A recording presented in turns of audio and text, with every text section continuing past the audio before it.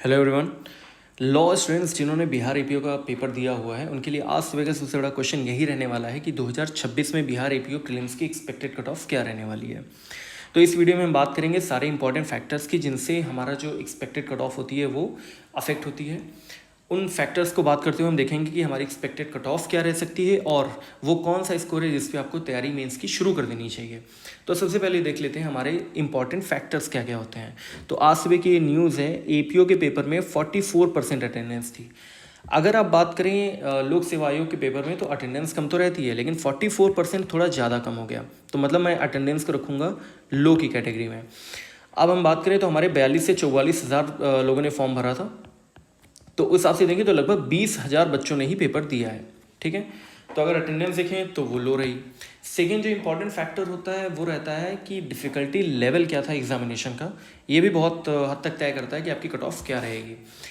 तो क्योंकि आप जानते हैं एग्ज़ाम दो पार्ट में था, पहला पार्ट था आपका जीएस, दूसरा पार्ट था लॉ। जीएस की अगर हम बात करें तो क्वेश्चंस थोड़े से टफ थे, तो मैं इसको रखूँगा मॉडरेट टू टफ की कैटेगरी में। टफ की ओर थोड़ा सा ये टिल्टेड था। लॉ की बात करूँ तो क्वेश्चंस तो इजी थे, लेकिन क्वेश्चन पेपर लेंदी था। कंसीडरिंग द फैक्ट कि आपके पास टाइम लिमिटेड होता है, तो भले क्वेश्चंस इजी थे लेकिन जो पेपर हो जाएगा वो इजी टू मॉडरेट की कैटेगरी में आ जाएगा। ठीक है, तो हमारे पास तीन फैक्टर हैं, लो अटेंडेंस, जीएस का पेपर टफ एंड लॉ का पेपर इजी टू मॉडरेट। अब इन तीनों के हिसाब से मैं एक्सपेक्टेड कट ऑफ आपको बता रहा हूँ, लेकिन पहले मैं ये चीज़ क्लियर कर दूँ कि एक्सपेक्टेड कट ऑफ का ये मतलब नहीं है कि अगर आपका नंबर इसी के इर्द गिर्द बन रहा है तभी आप तैयारी शुरू करेंगे। एक्सपेक्टेड कट ऑफ एक अलग चीज़ होती है जो हम एक्सपीरियंस या बाकी डेटा को ध्यान में रखते हुए गेस करते हैं कि कितने नंबर कट ऑफ जा सकती है, लेकिन तैयारी आपको एक अलग नंबर होता है उस पर शुरू कर देनी चाहिए। उस नंबर को भी हम एंड में डिस्कस करेंगे। तो सबसे पहले देख लेते हैं एक्सपेक्टेड कट ऑफ।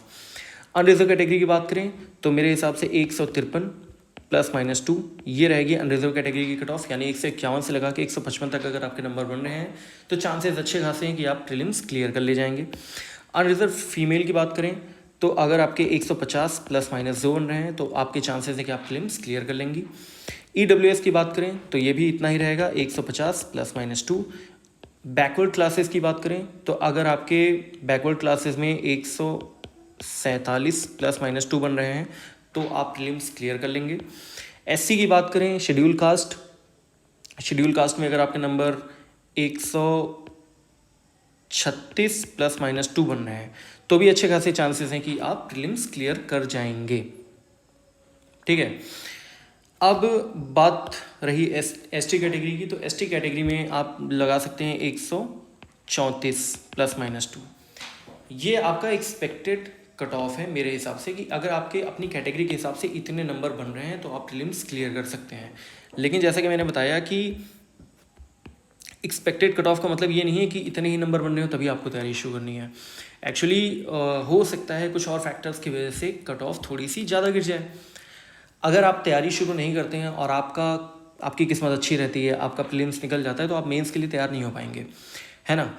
तो बेहतर ये है कि थोड़े से और कम नंबर हम लोग देख लें, जो कि मेरे हिसाब से है 148।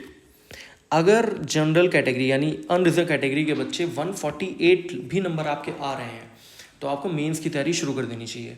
अगर तो नहीं निकला प्रीलिम्स कोई बात नहीं, आपकी तैयारी हो जाएगी, लेकिन अगर प्रीलिम्स निकल जाता है तो कम से कम आप रेस में रहेंगे, आप तैयार रहेंगे।